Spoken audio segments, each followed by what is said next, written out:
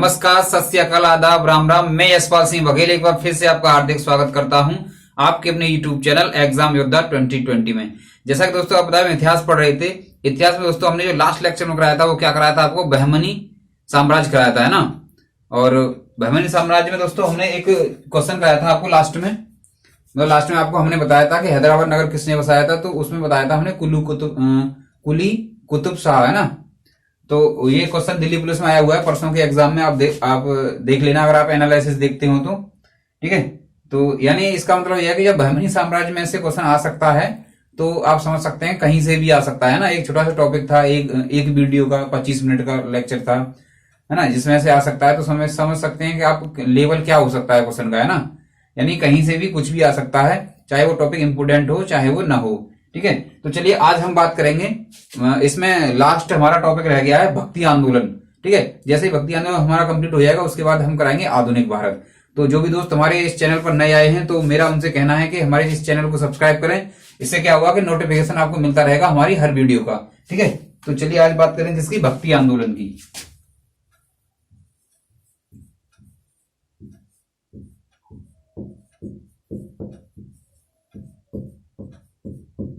भक्ति आंदोलन, है ना।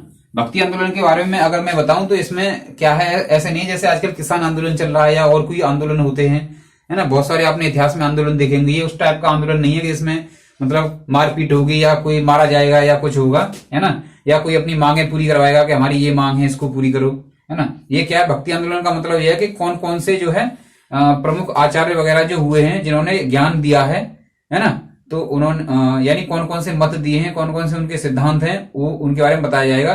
जैसे शंकराचार्य हुए, है ना, शंकराचार्य के बारे में बताया जाएगा, माधवाचार्य के बारे में बताया जाएगा, रामानंद सागर के बारे में बहुत से हैं, अभी मैं आपको नाम लिखूंगा, ठीक है। तो ये भक्ति आंदोलन में हमारे पूरे लेक्चर में बताया जाएगा गुरु नानक तक, ठीक है। तो चलिए तो शुरुआत करते हैं। पहले बात करते हैं किसकी, भक्ति की बात करते हैं ना। तो भक्ति शब्द की बात कर लेते हैं।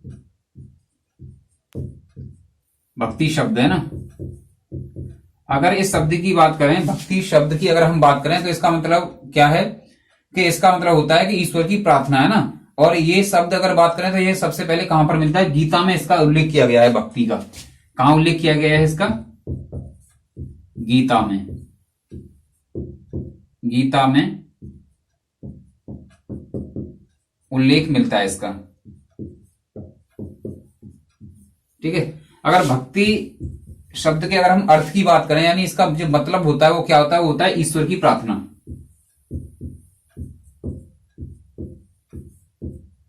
ईश्वर की प्रार्थना।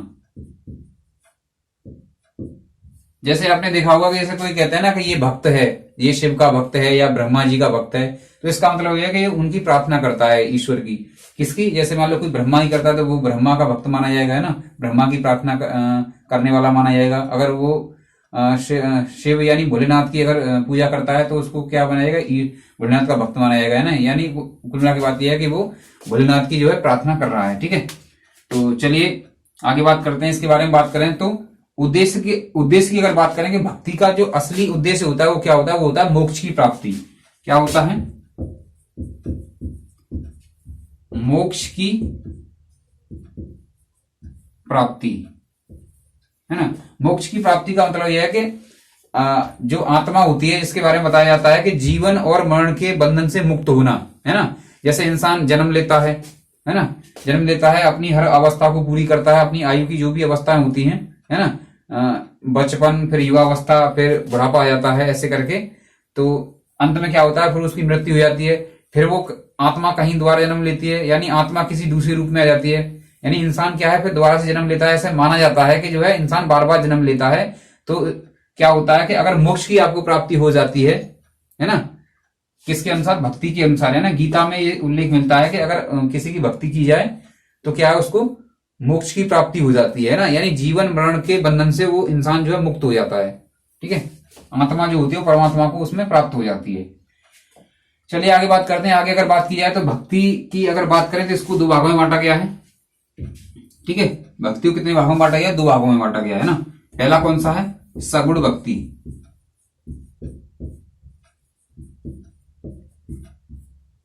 सगुण भक्ति। और दूसरे की अगर बात करें, सगुण भक्ति का दूसरे की बात करें निर्गुण भक्ति।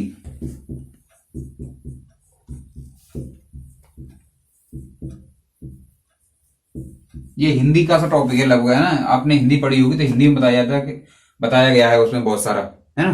तो हम वही बात करेंगे यहाँ पर। ऐसे नहीं कि हम हिंदी में चले गए, शास्त्रों के बारे में बात करने लग गए, ऐसा नहीं करेंगे, है ना। तो हमें क्या करना है, जो भी हिस्ट्री में पूछा जाता है ना, जो इंपोर्टेंट है हिस्ट्री की दृष्टि से, उसके बारे में बात करेंगे। ठीक है, तो यहां तक हो गया होगा। अब बात करेंगे हम दक्षिण भारत में 12 तमिल संतों के बारे में बात करेंगे, जिन्होंने क्या है वहां पर प्रचार प्रसार किया भगवान विष्णु जी का। ठीक है, तो उनके बारे में चलिए मैं इसको साफ कर दे रहा हूं। कहां गया डस्टर। ठीक है, अब बात करेंगे जो संत हुए हैं ना, उनके बारे में बात करेंगे। ये लेक्चर आपको पूरा देखना है। अगर वीडियो आपको पसंद आए तो इसको लाइक करना है और ज्यादा से ज्यादा शेयर करना है। ठीक है, अगर आप हमारे चैनल पर नए आए हैं तो इसे सब्सक्राइब करके जरूर जाना, क्योंकि हमारे सब्सक्राइबर बहुत ही कम है। तो अब अगर आप सहयोग देंगे तो बहुत सारे सब्सक्राइबर हो जाएंगे ना। जैसे आप जुड़े हैं हमारे चैनल से, ऐसे ही औरों को भी जुड़वाएं। चलिए, तो बात कहां कर रहे थे, दक्षिण भारत में, है ना। दक्षिण भारत की बात कर रहे थे।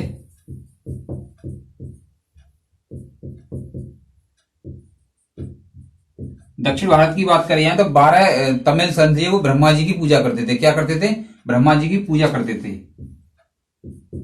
12 तमिल संत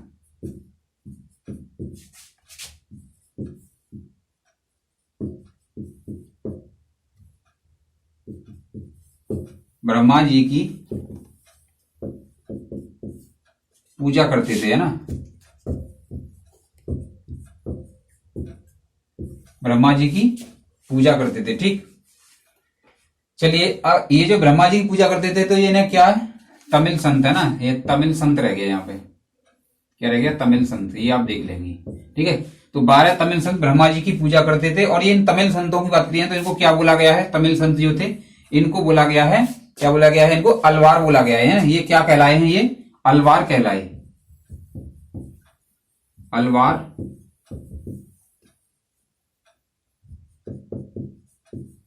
कहलाए। तो यहां तक क्या समझ में आया, इतना समझ में आ गया होगा। दक्षिण भारत में 12 तमिल संत थे जो ब्रह्मा जी की पूजा करते थे।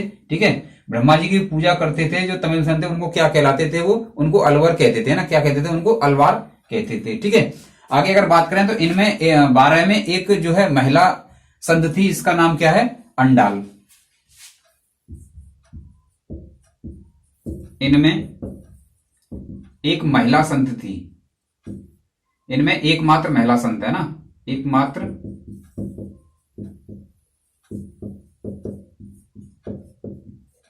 महिला संत। अगर इस महिला संत की बात करें तो क्या है, इसका नाम अंडाल।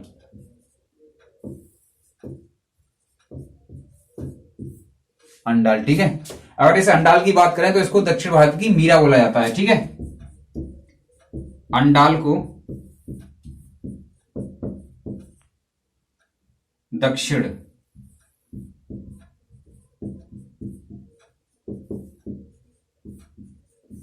भारत की मीरा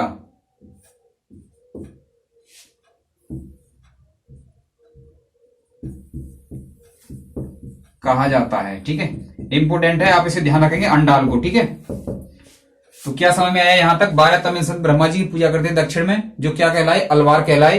ठीक है, इनमें एकमात्र महिला संत थी, इसका नाम क्या था, अंडाल था। और अंडाल को क्या है, दक्षिण भारत की मीरा कहा जाता है। ठीक है, ये क्वेश्चन आया हुआ है कि दक्षिण भारत की मीरा किसे कहा जाता है, तो आप क्या बताएंगे, अंडाल को दक्षिण भारत की मीरा कहा जाता है ना। ऑप्शन में मिल जाएगा आपको।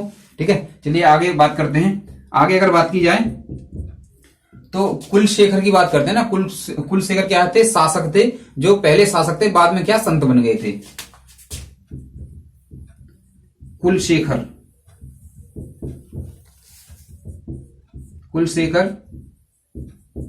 वो इनमें से ही थे, है ना, 12 में से। कुलशेखर पहले शासक थे,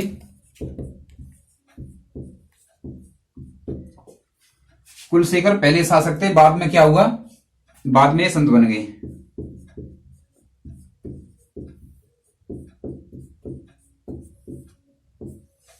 ठीक है, चलिए आगे बात करते हैं। आगे अगर बात करें तो दक्षिण भारत में 63 संत और थे। दक्षिण भारत में क्या था, ये दक्षिण भारत के हो गए 12 तमिल संत जो ब्रह्मा जी की पूजा करते थे। दक्षिण भारत में ही बात करें तो 63 संत और थे जो किसकी पूजा करते थे, वो शिव की पूजा करते थे। ठीक है, उनके बारे में बात करते हैं। चलिए मैं इसको साफ कर दे रहा हूं, आप नोट डाउन कर लिया करें या स्क्रीनशॉट ले लिया करें। ठीक है,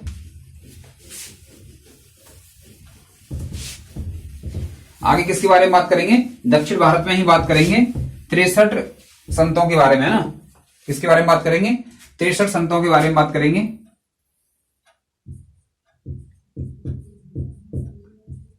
दक्षिण भारत में 63 संत शिव की पूजा करते हैं ना, शिव की पूजा करते थे। किसकी पूजा करते थे? शिव की पूजा करते थे, ठीक है। अब उनकी अगर बात करें जो शिव की पूजा करते थे 63 संत, अगर इनकी बात करें तो इनको नैनार बोलते थे। इनको क्या है, कट रहा है क्या? पूजा करते थे ये, ठीक है।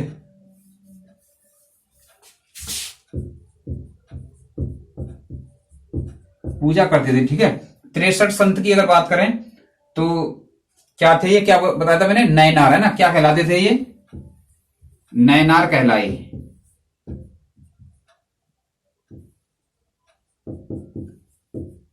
नैनार कहलाए, ठीक है। चलिए आगे बात करते हैं। आगे अगर बात करी जाए तो ये हो गया ना, दक्षिण भारत में 2 ग्रुप हो गए। कौन कौन से? तो शिव की पूजा करने वाले, शिव की पूजा करने वाले नैनार, और दूसरे कौन थे? दूसरे के ब्रह्मा जी की पूजा करने वाले क्या कहलाते थे? वो अलवा। दोनों को ध्यान रखेंगे, ये एग्जाम में पूछा जाता है, ठीक है। अब बात करेंगे हम दक्षिण भारत के प्रमुख संत के बारे में, कौन कौन से हुए हैं क्रम वाइज, तो उनके बारे में डिटेल जानकारी प्राप्त करेंगे। कहां जन्म हुआ था, कौन सा सिद्धांत दिया था, ठीक है। तो चलिए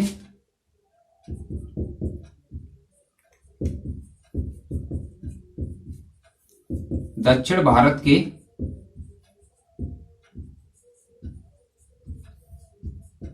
प्रमुख संत, तो दक्षिण भारत में कौन कौन से प्रमुख संत हुए उनके बारे में बात करेंगे, ठीक है। तो पहले अगर बात करें तो कौन? शंकराचार्य।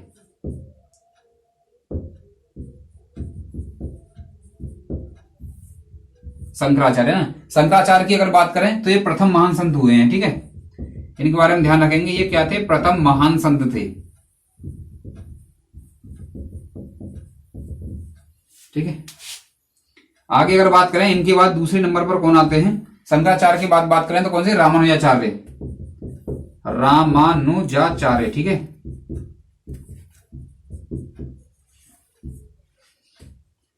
इनके बाद बात करें तीसरे अगर बात करें कौन? निम्बकाचार्य। निम्बका,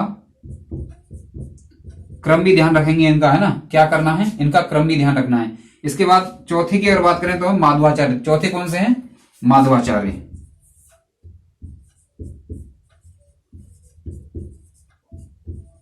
माधवाचार्य, ये तो दक्षिण भारत के हुए है ना। इनके बाद अगर बात करें तो इनके बाद कौन हुए हैं, ठीक है। इनको थोड़ा स्टार लगा लेंगे। क्यों स्टार लगा लेंगे? क्योंकि ये जो है ना, अभी बताता हूं, चलिए। कट रहा है क्या? रामानंद।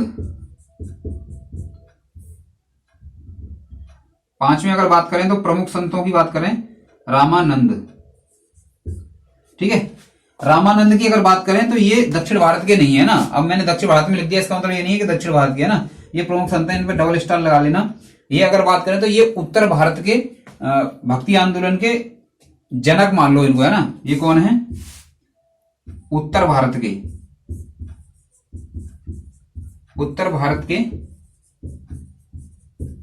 भक्ति आंदोलन के जनक, भक्ति आंदोलन के जनक, ठीक है। अब यहां से कौन से शुरू हो जाते हैं? यहां से शुरू हो जाते हैं रामानंद से, ठीक है। इसीलिए मैंने इस पर डबल स्टार लगा दिया। ये कहां से शुरू? अब ये यहां से उत्तर भारत के शुरू हो जाते हैं, ठीक है। तो एक बार फिर देख लेंगे, वो बता दिया मैंने। 12 तमिल संत थे, ब्रह्मा जी की पूजा करते थे। 63 की बात करें तो शिव की पूजा करते थे, ठीक है। और दक्षिण भारत की बात करें, दक्षिण भारत प्रमुख संतों की अगर बात करें, शंकराचार्य प्रथम महान संत हैं, सबको पता है इनके बारे में, ठीक है। अभी इनके बारे में डिटेल जानकारी प्राप्त करेंगे, ठीक है। कहाँ इनका जन्म हुआ था, कौन सा सिद्धांत दिया था। फिर इसके बाद रामानुजाचार्य, इसके बाद निम्बकाचार्य, निम्बकाचार्य के बाद माधवाचार्य, माधवाचार्य का रामानंद। रामानंद की बात करते हैं, उत्तर भारत के जो भक्ति आंदोलन के जनक कहलाते हैं, ठीक है। चलिए आगे बात करते हैं।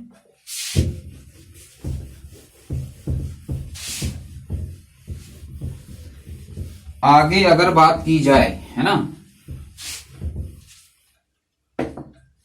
आगे रामानंद से लेके चलते हैं दोबारा से, है ना। रामानंद आ गए थे ना यहाँ पे, रामानंद किसमें? उत्तर भारत में, ठीक है। तो रामानंद के बाद अगर बात करें तो किसका नंबर आता है? कबीर का, है ना। ये रामानंद के शिष्य थे, है ना, कबीर। कबीर के बाद अगर आगे बात करें तो कौन है, कबीर के बाद गुरु नानक के बारे में बात करेंगे, ठीक है।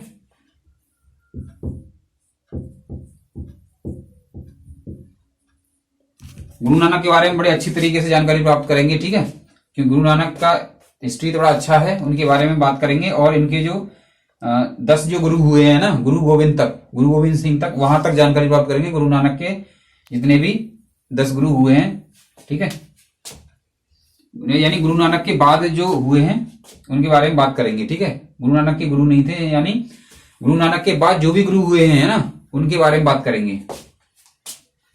चलिए, ठीक है। गुरु नानक के बाद अगर बात करें तो इनके बाद कौन है, बल्लवाचार्य। कौन हुए हैं, बल्लवाचार्य। बल्लवाचार्य, ठीक है। और इनके आगे बात करें चैतन्य महाप्रभु। कौन है, चैतन्य, कौन है, चैतन्य महाप्रभु, है ना, बल्लवाचार्य, ठीक है, चैतन्य महाप्रभु, ये हो गई, ठीक है। तो चलिए बात करते हैं अब किसके बारे में बात करेंगे। अब बात करेंगे हम सबसे पहला जो नंबर था दक्षिण भारत के प्रमुख संत में कौन, शंकराचार्य जी, उनके बारे में बात करेंगे, ठीक है। किसके बारे में बात करेंगे, शंकराचार्य जी के बारे में। तो चलिए शंकराचार्य जी के बारे में बात कर लेते हैं। इसको साफ कर दे रहा हूं, फिर आप कंफ्यूजन में आ जाएंगे, ठीक है। पूरा लेक्चर देखना, ऐसा नहीं कि बीच में से छोड़ के भाग गए, 10 मिनट देखा और हो गया आप समझ में आ गया क्या चलने वाला है ना। तो क्या चलने वाला है इससे समझ में नहीं आएगा, क्या चलेगा ये समझ में आएगा, है ना। पूरा क्या है कंटेंट, वो ध्यान रखना पड़ेगा आपको, तब काम चलेगा। तो चलिए शंकराचार्य जी के बारे में बात कर लेते हैं।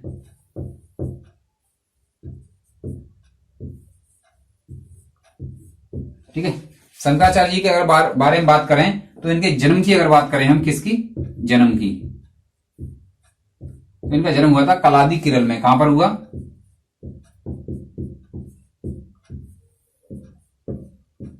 कलादी, और कलादी कहां पर है, केरल में है, ठीक। आगे इनके बारे में बात करें, मत या सिद्धांत कौन सा दिया है ना, ये बहुत ज्यादा इंपोर्टेंट है, ये पूछा जाता है अक्सर एग्जाम में। मत या सिद्धांत,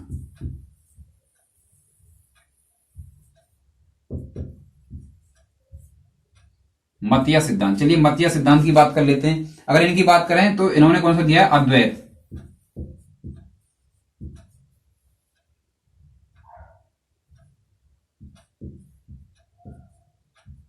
सिद्धांत कौन सा दिया, अद्वैत। अद्वैत की बात करें तो इसका मतलब क्या है, संसार में ब्रह्म ही सत्य है। अद्वैत का मतलब है संसार में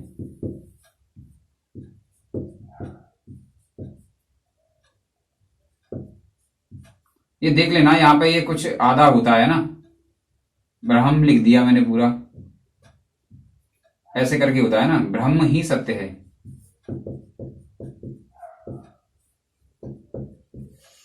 ब्रह्म मतलब ब्रह्मा जी है ना।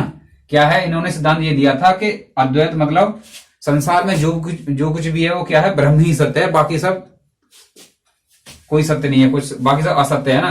संसार में क्या है, ब्रह्म ही सत्य है, ठीक है। चलिए आगे बात करते हैं। आगे अगर बात की जाए तो इन्होंने मलयालम भाषा की अगर बात करें, 3 वर्ष की आयु में इन्होंने मलयालम सीख ली थी, ये नहीं पूछा जाता, ठीक है। आगे बात करें इनके समकालीन शासक की बात करें तो ये थे राजशेखर, इसको ध्यान रखेंगे, है ना। समकालीन शासक की अगर बात करें तो कौन थे, राजशेखर,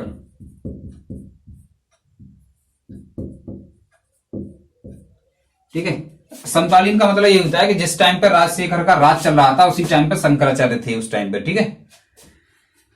चलिए आगे बात करते हैं। आगे बात करें सन्यासी और इनकी बात करें तो सन्यास इन्होंने कहां पर लिया, नर्मदा नदी के तट पर लिया था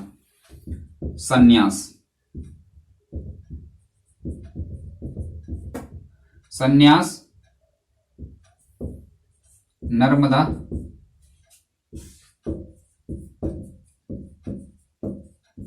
नदी के तट पर लिया,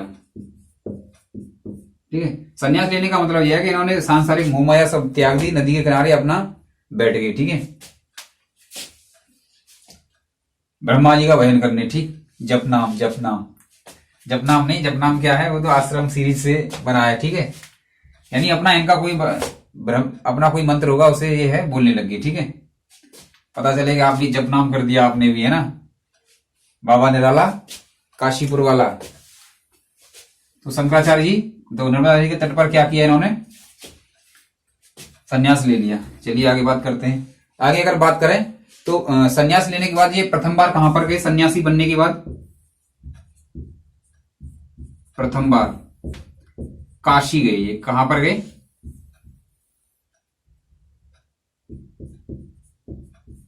काशी गए, ठीक है। आगे अगर बात करें तो देहांत की अगर बात करें इनकी, है ना, इनका कहां पर देहांत हो गया, यानी राम नाम सत्य हो गया इनका, ठीक है। देहांत, देहांत की बात करें तो उसमें उत्तराखंड में है एक बद्रीनाथ। कहां पर, उत्तराखंड में है। देहांत की बात करें कहां पर, बद्रीनाथ।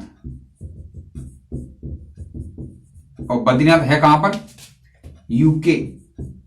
यूके से आप यूनाइटेड किंगडम मत कर देना, है ना, ब्रिटेन ब्रिटेन कर दोगे आप। बद्रीनाथ मतलब उत्तराखंड, उत्तराखंड काफी अच्छा, काफी प्यारा स्टेट है ना।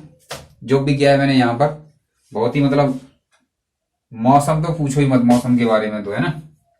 चलिए बद्रीनाथ यहां तक हो गया। अब अगर बात करें तो जो शंकराचार्य जी थे उन्होंने 4 मठ का जो है स्थापना की थी, 4 मठ बनाए थे। वो 4 मठ कौन कौन से थे वो मैं आपको यहाँ पर ड्रॉ करके बताऊंगा अभी, ठीक है। ये आपकी समझ में आ गया होगा। शंकराचार्य जी के जन्म की बात करें कहां पर हुआ, कलादी केरल में हुआ। मत्स्य सिद्धांत की बात करें, बहुत ज्यादा इंपोर्टेंट है, इसको आप ध्यान रखेंगे। अद्वैत यानी संसार में ब्रह्म ही सत्य है। समकालीन शासक की बात करें तो कौन, राजशेखर। संन्यास की बात करें तो नर्मदा नदी के तट पर लिया इन्होंने। प्रथम बार बात करें तो काशी चले गए ये। प्रथम बार जैसे सन्यासी बनने के बाद, यानी कि अब घूमते हैं सन्यासी, कहां पर जाएगा, या तो इलाहाबाद जाएगा या काशी जाएगा, प्रयागराज, ठीक है। देहांत की बात करें बद्रीनाथ उत्तराखंड में हुआ। चलिए आगे बात करते हैं। फिर इन्होंने जो 4 मठ की स्थापना की उनके बारे में बात करते हैं।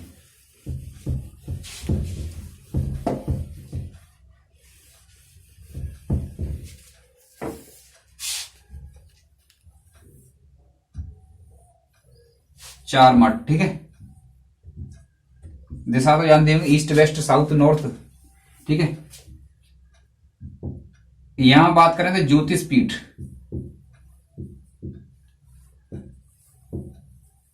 ये कहां पर है, उत्तराखंड में है ना। कहां पर है ये, उत्तराखंड, ठीक। अगर बात करें उड़ीसा की, है ना, तो उड़ीसा में भी है ये कौन सा, गोवर्धन मठ। गोवर्धन मठ कहां पर है ये, उड़ीसा, ठीक है। चलिए आगे बात करते हैं शारदा मठ।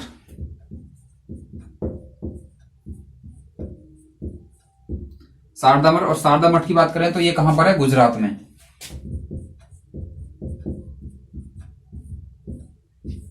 ठीक है। अब ये लास्ट रह गया दक्षिण की तरफ, तो श्रृंगेरी, ये कौन सा है, श्रृंगेरी मठ है ये, श्रृंगेरी।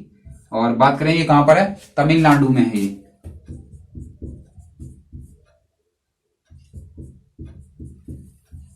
ठीक है। ये कंप्लीट हो जाता किसी, शंकराचार्य के बारे में। किसके बारे में, शंकराचार्य जी के बारे में, ठीक। ये लिख लेना, स्क्रीनशॉट ले लेना इसका तो आप, ठीक है। और स्क्रीनशॉट को उसको पे लगा लिया करो, क्या बोलते हैं उसको, स्टेटस पे, व्हाट्सएप स्टेटस पे। तो 2-4 बार देखोगे तो याद हो जाएगा, है ना। वॉलपेपर वगैरह ऐसे लगाते हैं, उसको लगा लिया करो, स्क्रीन पे लगा लिया करो। तो पूछे जाते हैं कभी कभी पेपर ज्यादा टफ बनता है, क्योंकि देखो पहले क्या होता था, पहले बहुत कम सेट बनते थे। अब तो इतने सेट बनते हैं कि क्वेश्चन मतलब कहीं से भी कुछ भी उठा के रख देते हैं। अब पहले सेट बनते थे कम, अब जब से ऑनलाइन हुआ है सिस्टम, सेट बनते हैं बहुत ज्यादा। एक एक दिन 2-3 शिफ्ट रहती है, तो पेपर की बहुत ज्यादा जरूरत पड़ेगी। बहुत ज्यादा जब पेपर जब बहुत ज्यादा बनेंगे, सेट बहुत ज्यादा बनेंगे, तो क्वेश्चन भी बहुत ज्यादा ढूंढने पड़ेंगे, है ना। तो शुरुआत में तो हो जाते हैं 10-20 सेट अच्छे, 50 सेट अच्छे हो गए। फिर उसके बाद क्वेश्चन नहीं मिलते हैं तो फिर ऐसे ही रखे जाते हैं कि श्रृंगेरी मठ कहां पर है, ठीक है। शंकराचार्य जी ने श्रृंगेरी मठ की स्थापना कहां पर करी, तो आपको बताना पड़ेगा तमिलनाडु में करी, ठीक है। तो चलिए फिर आगे बात करते हैं। शंकराचार्य के बाद अब बात करेंगे किसके बारे में, रामानुजाचार्य के बारे में। रामानुजाचार्य।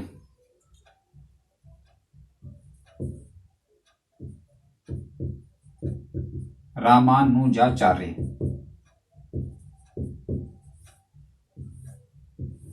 ठीक है, इन्हीं के बारे में बात कर लेते हैं। इनके बारे में अगर बात करें तो सबसे पहले तो इनके जन्म की बात करेंगे कि इतने बड़े महान इंसान कहां पर जो है, महान आचार्य कहां पर जन्मे, तो ये बात करेंगे पेराम्बटूर।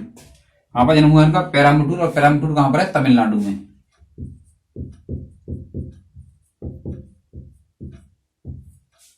पेराम्बटूर, पेराम्बटूर कहां पर है?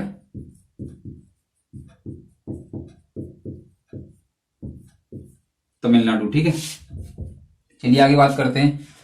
इनके अगर गुरु की बात करें, इनके गुरु का नाम है यमुनाचार्य। क्या है?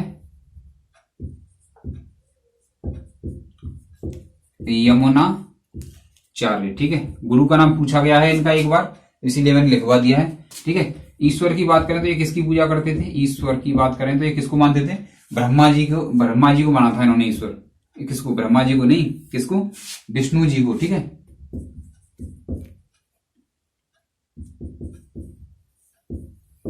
विष्णु जी को माना है ना।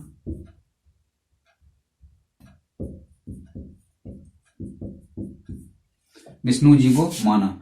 ठीक, चलिए आगे बात करते हैं। आगे अगर बात करें तो इनके समकालीन शासक थे, चोल वंश थे ना, कलोतुंग। कौन थे? रामानुजाचार्य के एक समकालीन थे ना, समकालीन शासक लिख लो, समकालीन।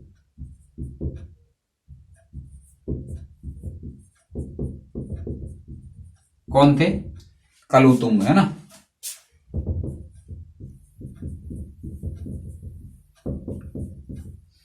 कलोतुंग की अगर बात करें तो कलोतुंग थे ना, तो इनके और कलोतुंग के बीच में क्या है? मतभेद हो गया था। ठीक है, कलोतुंग और इनके बीच में क्या हो गया था?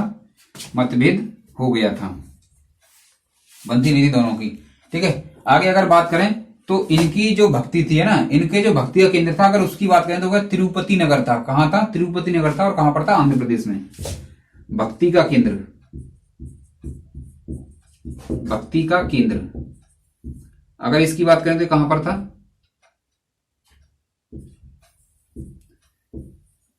तिरुपति नगर, आंध्र प्रदेश।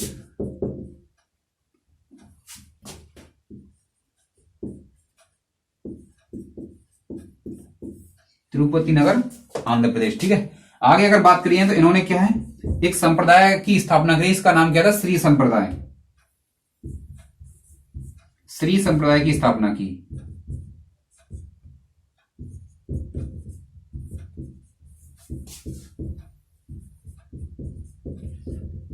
श्री संप्रदाय की स्थापना की।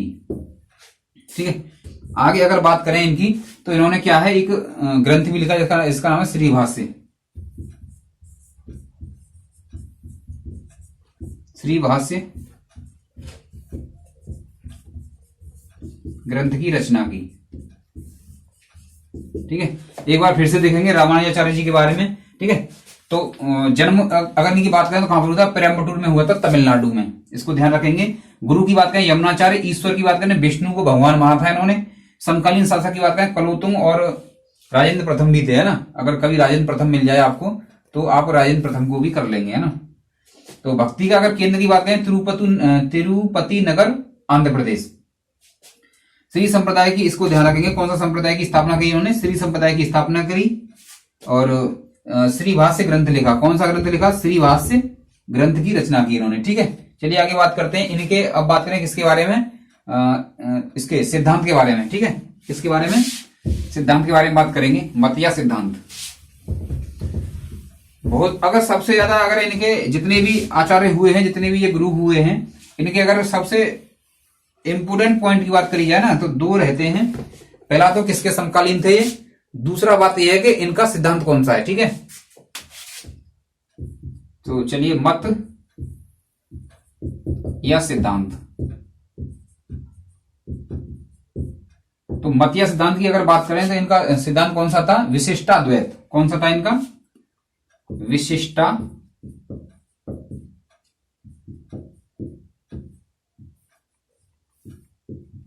द्वैत।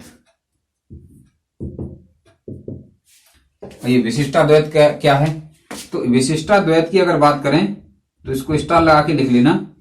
इसमें अगर बात करें तो जगत व जीवात्मा दोनों कारता क्या है, ब्रह्म से भिन्न है ना। ये आप ध्यान से लिखेंगे, इसको मैं समझाऊंगा आपको। जगत व जीवात्मा ऐसा सत्संग सा बन जाएगा, ये लेक्चर आपका है ना, क्या ऐसा सत्संग सा बन जाएगा। जगत व जीवात्मा दोनों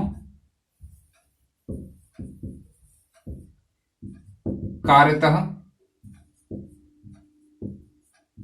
ब्रह्म है ना, ब्रह्म नहीं है, ब्रह्म है ना, ब्रह्मा जी वाला ब्रह्म, तो थोड़ा बन जाता है ऐसे, आप थोड़ा इसको एडजस्ट करना है ना। कार्यतः ब्रह्म से भिन्न है।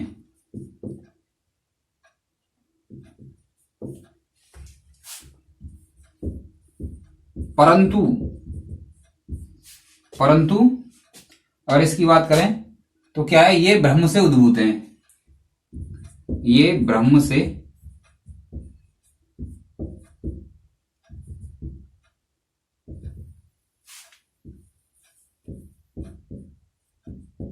उद्भूत है ना, ठीक है। जैसे सूर्य व किरण,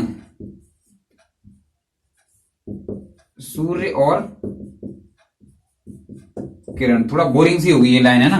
वैसे तो आपको इतना ही याद रखना है, रामानुजाचार्य ने कौन सा सिद्धांत दिया, विशिष्टाद्वैत है ना, विशिष्टाद्वैत मत या सिद्धांत की बात करें तो विशिष्टाद्वैत, ठीक है। इतना ही ध्यान रखना, ये आपको बस इतना समझ ले कि विशिष्टाद्वैत का मतलब क्या है। अगर इसकी बात करें जगत व जीवात्मा, जगत और जीवात्मा है दोनों क्या है, दोनों का कार्य जो है ना वो ब्रह्म से अलग है, यानी ब्रह्मा जी से अलग है, ठीक है। परंतु ये ब्रह्म से उद्भूत है। ब्रह्म से उद्भूत का मतलब ये है कि ये ब्रह्म से यानी ब्रह्मा जी से ही निकली है। कौन, जगत और जीवात्मा। जगत और जीवात्मा क्या है, ब्रह्मा जी के अंदर से ही निकली है, लेकिन इनका कार्य अलग अलग है। जैसे अगर बात करें सूर्य और किरण, देखो सूर्य और किरण दोनों अलग अलग हैं, लेकिन किरण क्या है, सूर्य से ही निकलती है, लेकिन किरण जो है ना वो सूर्य की तरह नहीं होती है ना, लेकिन क्या है, किरण जो है वो सूर्य से ही निकली है। इतना ही आप ध्यान रखेंगे। वैसे आपको इसी लाइन से काम चल जाएगा, जितने भी कांस्टेबल लेवल के जितने भी हैं, एनटीपीसी और ग्रुप डी, ये सब जितने भी हैं इससे निकल जाएंगे, है ना। अगर आप और अच्छी तैयारी करते हैं तब ये पूछा जा सकता है आगे का, ठीक है। चलिए आगे बात करते हैं। आगे अगर बात करें तो इसमें क्या बताया गया है कि जो आत्मा है ना वो परमात्मा को प्राप्त कर सकती है। जैसे कहते हैं ना कि आप आत्मा से मतलब काम करिए कोई भी, मन से या आत्मा से, तो वो काम जो है क्या है, उस काम से परमात्मा भी खुश होता है और वो काम जो है पूरा होता है ना। कहते हैं ना कि पूरी आत्माओं के साथ, अपने पूरे मन के साथ काम करना चाहिए। तो ये इसमें लिखेंगे आत्मा परमात्मा,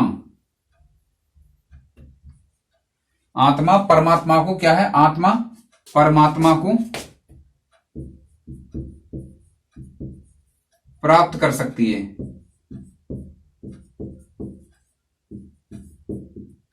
इसमें बताया, किसमें, विशिष्टाद्वैत में बताया गया है रामानुजाचार्य जी के द्वारा, ठीक है। चलिए यहां तक था, रामानुजाचार्य आपका हो गया, ठीक है। आगे अगर बात करें तो तीसरे की बात करें, कौन सा, निम्बकाचार्य। निम्बकाचार्य की बात करेंगे। तीसरे जो आचार्य हुए हैं कौन है वो, निम्बकाचार्य।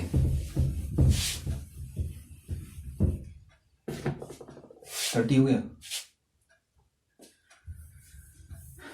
कौन, निम्बकाचार्य। टाइम ज्यादा हो रहा है, आज ही करते हैं क्या इसको, निम्बकाचार्य को। चलिए एक कर देते हैं ना, निम्बका कौन सा, तीसरा है ना,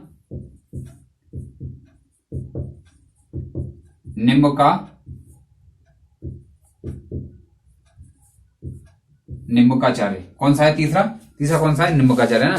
तो निम्बकाचार्य जी के बारे में बात करते हैं। इनके अगर जन्म की बात करें, इनके जन्म की बात करें तो इनका जन्म कहां पर हुआ था, बेल्लारी तमिलनाडु में। कहां पर हुआ था, बेल्लारी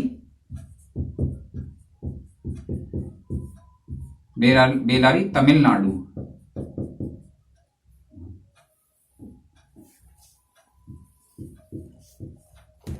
क्योंकि मैं चाह रहा हूं कि 2 लेक्चर में ही खत्म हो जाए भक्ति आंदोलन, है ना। अगर इसको मैं आज 3 कर दूंगा तो जो है आगे समाप्त हो जाएगा। थोड़ा वीडियो लंबी हो जाएगी, 10-5 मिनट, आप देख लेना।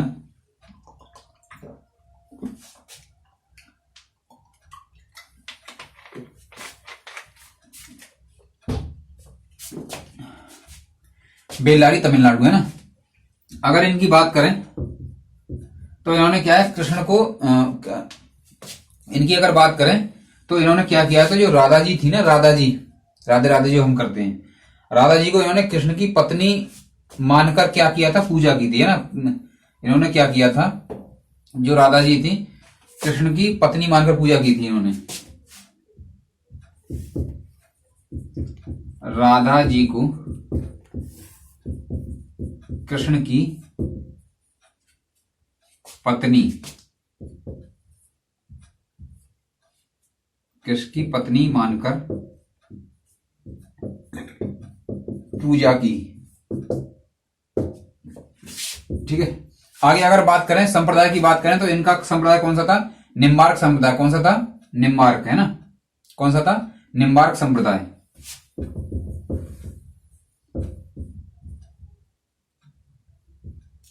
संप्रदाय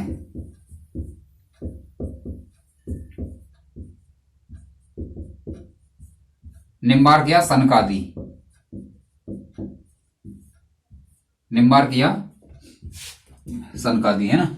आगे अगर बात करें तो ये अवतारवाद में विश्वास करते थे, यानी ऐसे एक के बाद दूसरा अवतार होता है ना, जैसे एक इस जन्म में हो गया, फिर अगले जन्म फिर जन्म ले लिया, है ना। तो अवतारवाद में जन्म विश्वास रखते थे, है ना।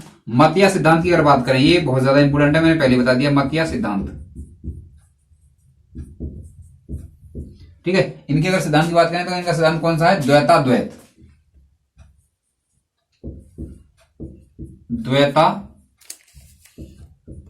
द्वैत या दूसरा भेदा भेद, है ना। एक ही बात है ये, भेदा भेद, दोनों में से एक मिल जाएगा। अगर बोला जाए कि निम्नाचार्य निम्न से कौन सा संप्रदाय दिया है, मतलब कौन सा सिद्धांत दिया है, तो या तो द्वैताद्वैत मिलेगा आपको, या ये मिल जाएगा भेदा भेद आपको, ठीक है।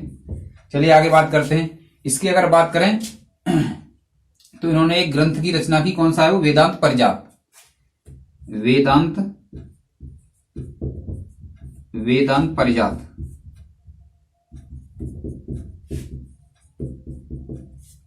भाष्य ग्रंथ की रचना की, ठीक है। चलिए आगे बात करते हैं। इनके अगर अधिकांश समय की बात करें तो इनका अधिकांश समय कहां पर बीता था, वृंदावन में थे। ये दक्षिण भारत के संत, लेकिन इनका अधिकांश समय कहां पर बीता था, इनके अधिकांश समय की बात करें तो वृंदावन में इन्होंने अधिकांश समय बताया। अधिकांश समय वृंदावन में बिताया। हर इंसान को थोड़ा समय वृंदावन में जरूर बिताना चाहिए। वृंदावन बहुत ही मतलब अच्छा प्लेस है, ठीक है। बहुत सारे मंदिर हैं, जाएंगे आप, प्रसिद्ध प्रेम मंदिर, और है ना, बहुत सारे मंदिर हैं, जाइए, घूमिए, मस्त रहिए। अब तो जो है कोरोना भी इतना नहीं है, वो तो मंदिर वगैरह शायद खोल दिए गए हैं, ठीक है। तो इसी के साथ दोस्तों हम यहीं पर समाप्त करते हैं, बहुत ज्यादा लंबा वीडियो होता जा रहा है, ठीक है। और कल इसको भक्ति आंदोलन समाप्त कर देंगे, उसके बाद फिर देखेंगे किसके बारे में, आधुनिक भारत के बारे में, है ना। और पूरा नए पैटर्न के अनुसार आधुनिक भारत को पढ़ाऊंगा, जिससे कि आपको कोई भी क्वेश्चन नहीं छूटे आगामी एग्जाम में, ठीक है। जो भी एग्जाम आने वाले हैं 28 के बाद, एग्जाम 28 शुरू हो रहे हैं, ऐसा डेट दिया है एनटीपीसी का, ठीक है। और अप्रैल में क्या रहेगा, ग्रुप डी रहेगा। तो अगर हिस्ट्री की बात करें तो 5 से 6 नंबर का जो है हिस्ट्री आता है उसमें, और कौन सा क्वेश्चन कहां से आया ये कोई पता नहीं, पूरे नोट्स में से कहीं ना कहीं से आ ही जाएगा, ठीक है। तो आई होप ये लेक्चर आपको पसंद आया होगा। अगर आपने पूरा लेक्चर देखा है तो आप जो है इसे शेयर करें, लाइक करें, ठीक है। अगर आप चैनल पर नए आए हैं तो इस चैनल को आप जो है सब्सक्राइब कर लें, ठीक है। आपको पता ही होगा, मैंने बता दिया है, सब्सक्राइबर हमारे बहुत ही कम है, तो थोड़ा सा गुरु दक्षिणा में आप इतना तो कर ही सकते हैं कि जो है सब्सक्राइब कर दें इसको, ठीक है। तो इसी साथ दोस्तों आप स्वस्थ रहें, मस्त रहें, अपनी तैयारी करते रहें जबरदस्त तरीके से। धन्यवाद।